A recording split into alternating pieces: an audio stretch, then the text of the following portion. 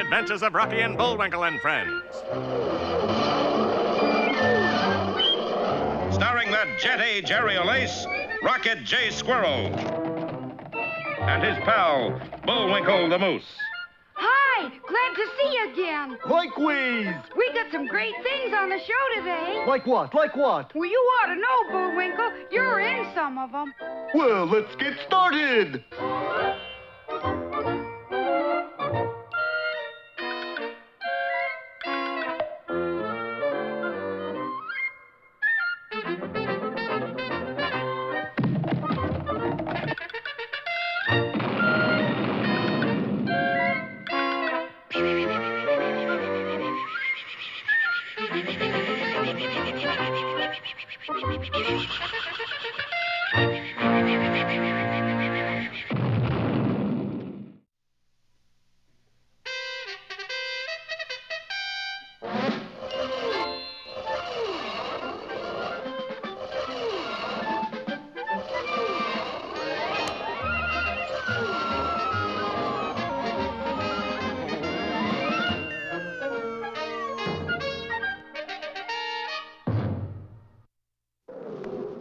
Our story begins on a typical morning in Frostbite Falls, Minnesota. Morning, Mr. Flappinstrap. What's the temperature? It's about 10 degrees. Above or below zero? Above. Hot diggity! Ma, can I go barefoot today? Howdy, Mr. Crotchet. Nice morning. Nice. 10 degrees above and it's only 11 o'clock. Gonna be another scorcher. Yes, if there's one thing that's certain in Frostbite Falls, it's cold weather. So you can imagine the surprise of Rocky and Bullwinkle when they stepped outside their little cottage one April day and saw... No, it can't be. But is it? It is. It's a flower. Impossible. There it is. I don't believe my big blue eyes. Maybe it's some kind of a snowflower, Bullwinkle. Looks more like a Daffy Down Dilly to me. And so a little later, all Frostbite Falls had heard of the strange occurrence and had gathered around the daffodil. There's only one thing I can think, Rocky. The weather must be changing. Oh, that nonsense. Not impossible. I can't believe it. There's one way to prove it. How's that? Let's go in the woods and see if the bears are still hibernating. Hiberhootin'? If the bears are out of their winter caves, we'll know that the weather's changing. Say, that's a good idea. No, I don't think we ought to go into the woods. What?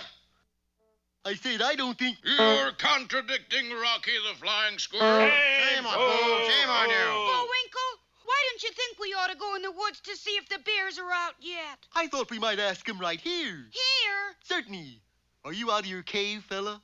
Are you out of your mind? That's a bear. No, we'll never know if he's through hibernating or not. Hokey smoke, I guess the weather is changing. What'll we do? I don't know about you, but I'm gonna take off my muffler. And I'm gonna call the weatherman. But when Rocky tried to make his call, he got quite a surprise. Weatherman, I'm sorry, that is an unlisted number. Unlisted number? Then how do we find out about the weather? We'll just have to look in the paper. And the boys opened their copy of the Frostbite Falls Picayune Intelligence, but to their dismay... There's nothing there. Gee, looks like the weather report is classified information. Then let's look in the classified section. Good idea. Sure enough, nestled among the want ads was a small notice. Weather reports have been canceled during the emergency period. You mean during the emergency period? They can't do this to me, Bullwinkle. They can try. As a citizen, I've got a right to know what the weather is. Everybody talks about the weather, but nobody does anything about it. I know. We'll get some weather books from the library. Good idea, Rock. But as our heroes stepped outside the door... No, it can't be. But it is. What? Another Daffy Dill? No, look. That's just your shadow, Rock. Sure, but don't you realize what that means? It just means the sun's out. The sun's out In Frostbite Falls. in April. Quick, to the library. And our heroes dashed to the town library and asked for all the books they had on the weather. But unbeknownst to them, as they roamed through the stacks, they were being watched by a pair of beady eyes. And when Rocky reached for a book on the back of a shelf... Uh-oh. What book are you trying to get, Rock? Hey, there's somebody watching us. Interesting title. Who done it? He done it, that's who. And he did. The malignant figure moved swiftly to block our hero's way out of the library. Maybe we'll find out what this is all about in our next installment, Funny Business in the Books, or The Library Card.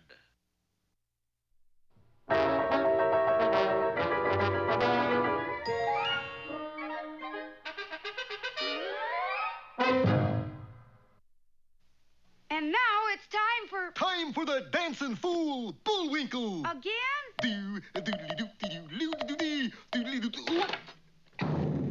And now for one of our special fairy tales. Yeah.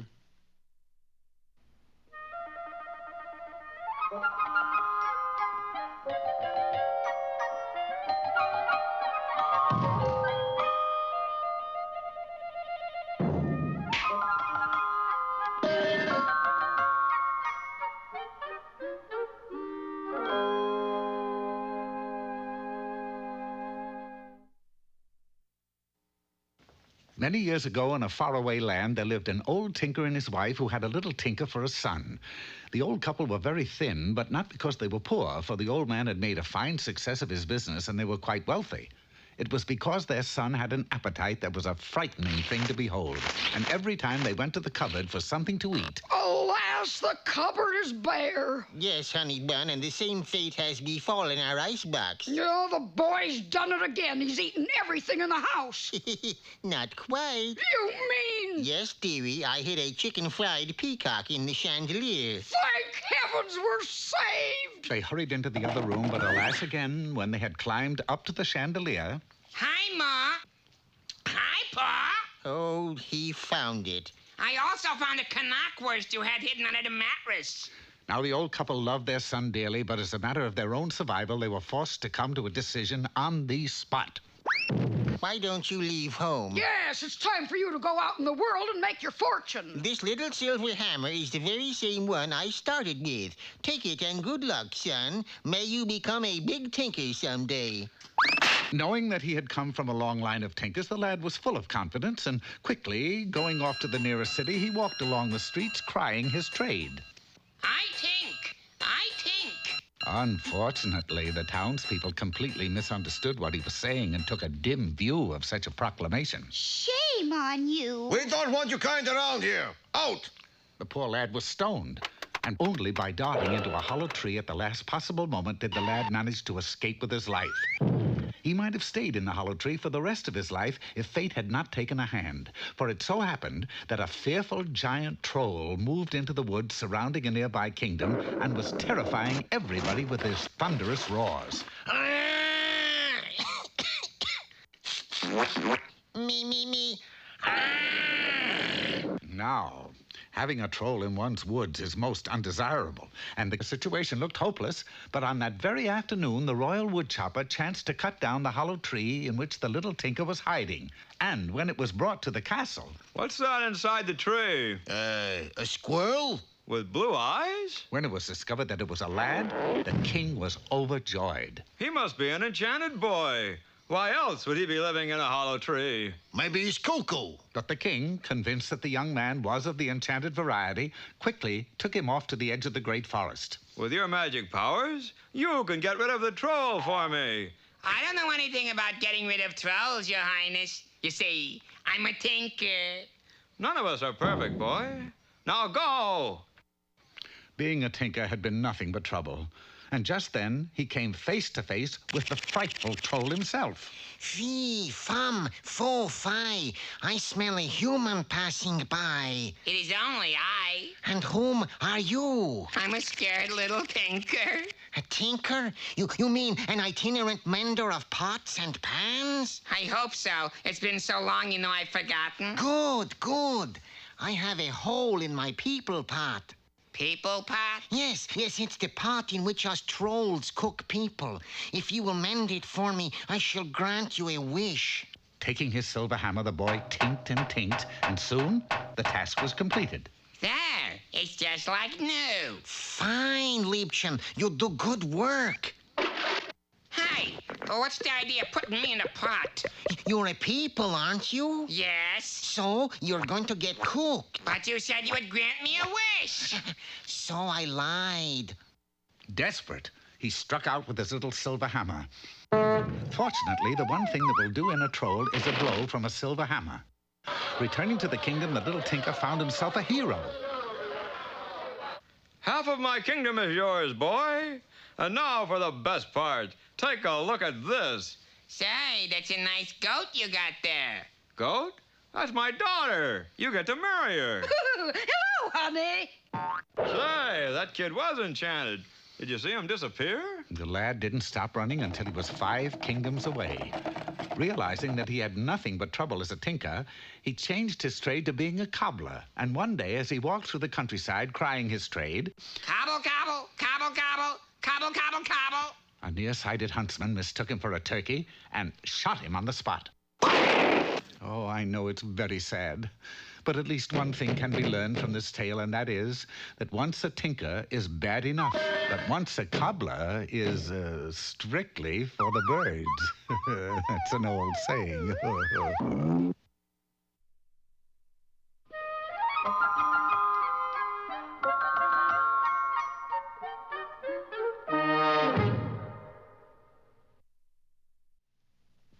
Eeny, meeny, chilly, beany. The spirits are about to speak. Are they friendly spirits? Friendly? Just listen. And now for a more serious note on our program, we bring you the Poetry Corner. Hello there, poetry lovers. Today's poem is the well-known favorite, The Swing by Robert Louis Stevenson. How do you like to go up in a swing? Up in the air so blue. Oh, I do think it the pleasantest thing every child can do. Up in the air and over the wall, till I can see so wide. Rivers and trees and cattle and all over the countryside. Till I look down on the garden green, down on the roof so brown. Up in the air I go flying again, up in the air and down. How do you like to go up in a swing? Up in the air so blue? Oh, I do think it the pleasantest thing ever a child can do.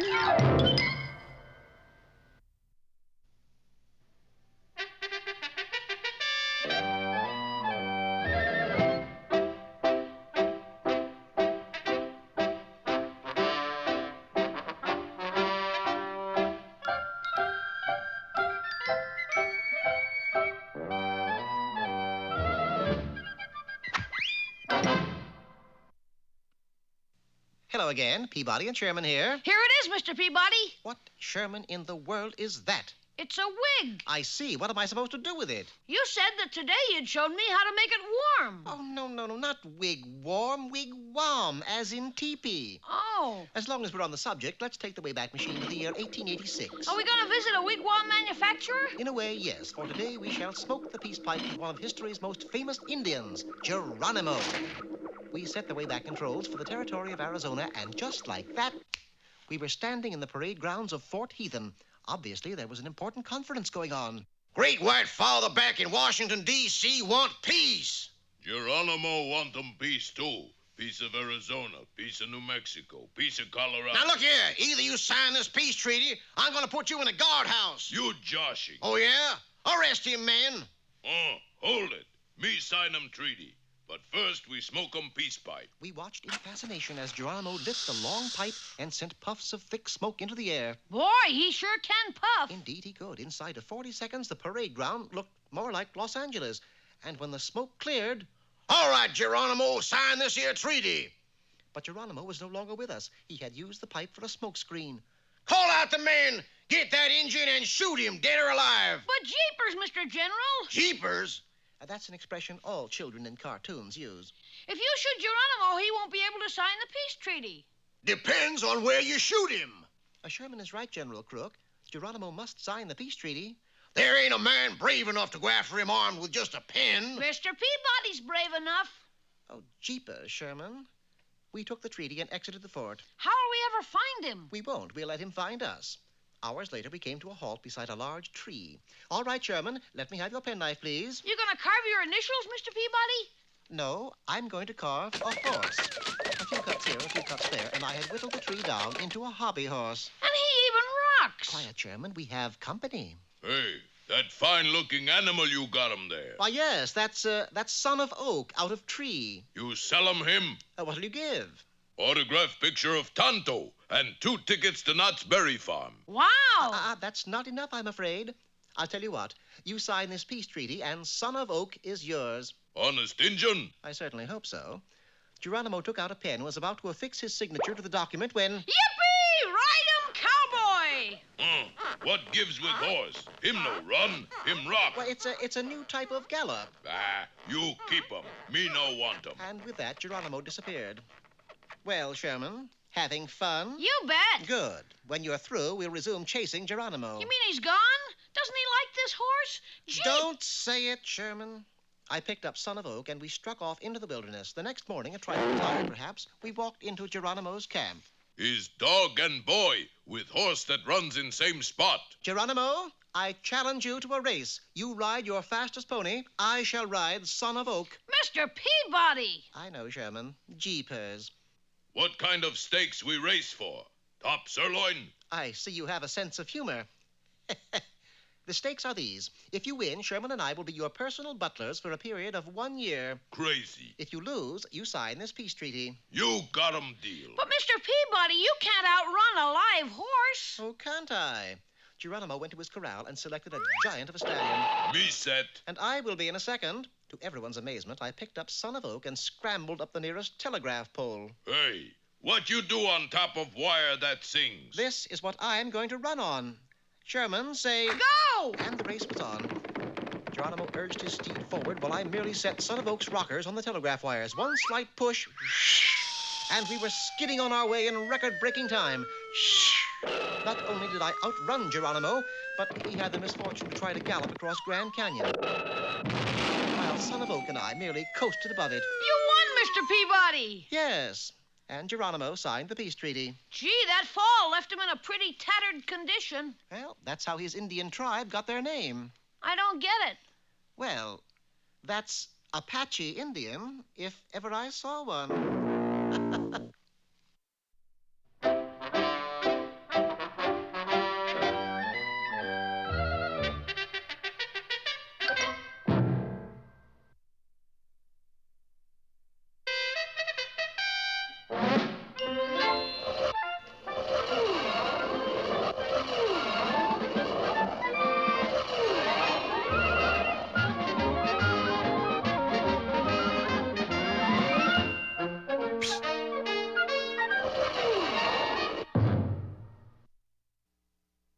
Last time you remember, our heroes were astounded to find a flower growing in Frostbite Falls in April. Impossiroony! And thinking the climate was changing, they dashed to the library to get some books on the weather. But as they started to leave, a strange figure blocked their way. Hold it right there, you guys. Who do you suppose that is? Maybe it's the librarian. With a gun? Did you bring back those overdue books we had? How come you guys got all the books on the weather? Well, we like weather. Yes, we like to have it around all the time. Wouldn't be without it. All right, can the funny chat and move out of there. And menaced by the stranger's weapon, our boys started toward the door. Fortunately, their path took them right by the desk of Cletus Bookbinder, the town librarian. He's sure to recognize us and call the police, Bullwinkle.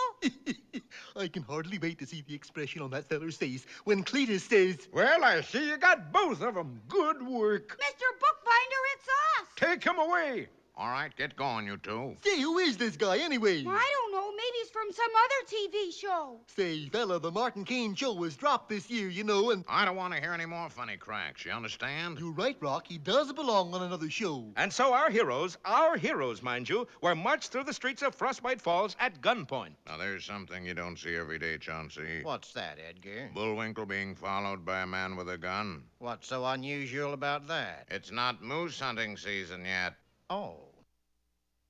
Where are you taking us, mister? You'll find out, Junior. And Rocky did, too. For in a moment, they were entering the federal building and approaching an office door. Gee, that one must really be a hush-hush agency, Bullwinkle. How come? Look at the name on the door. Censored. Yeah, that must be a tippy-tappy top-secret outfit. But to their surprise, our heroes were ushered right through that door. X9 reporting with 2 suspects. Good work, X9. The chief will see them now. And our heroes approached a figure who, with its back turned, was talking on the telephone. I don't care, operator. You must find them immediately, if not sooner. Yes, Rocky Squirrel and Bullwinkle Moose. That's it. Hey, Bullwinkle, that's Captain Peter Peachfuzz. The wrong way, expert. Hey, Captain. What is it? What is it? 2 suspects picked up reading weather books in the library. Take them away. But, Captain, it's us. I couldn't care less. I'm trying to find Rocky and Bullwinkle. Yeah, but that's us. And we're they. Very well, leave your names with the man at the desk and Rocky and Bullwinkle. Well, how did you get here? I was brung. I was brought, Bullwinkle. Yeah, we were both brung. Jim, I'm glad you're here. Who brought you? This gentleman here. Yeah, Mr. X9. Actually, X9 is just my secret code name. You can call me by my real name. What's that? X3. Well, how come you arrested us for reading books about the weather? Please, don't mention that word in this office. How come? Even the walls have ears. I thought that was funny-looking wallpaper. Actually, the WHETHER has become a top-secret item. That's the wrong weather, Captain. Oh, then you know. Know what? That the weather's all wrong. Yeah, the H is silent. You said it. It's very hush-hush. I mean, you're supposed to drop the H. You mean ush-ush? What's ush-ush? Well, I came to tell you why the weather's changing. Well, why is it changing? Because the world is turning upside down. What? What? The world turning upside down? Well, that's silly. And we'll find out just how silly in our next episode, Topsy Turvy Time, or Emit, Evie, Rut, Easy. Oh, forget it.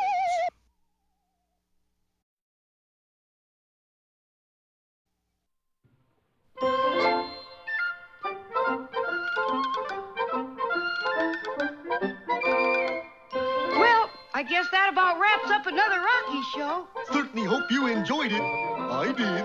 I always say... Bullwinkle, time for us to go. Already? Okay, but first, here are some of the people who made this show impossible.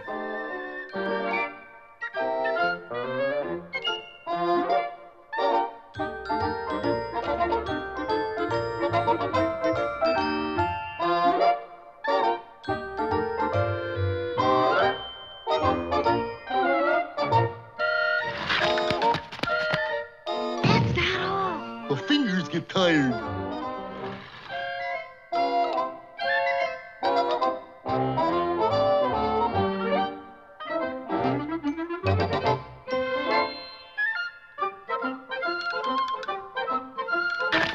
Oop!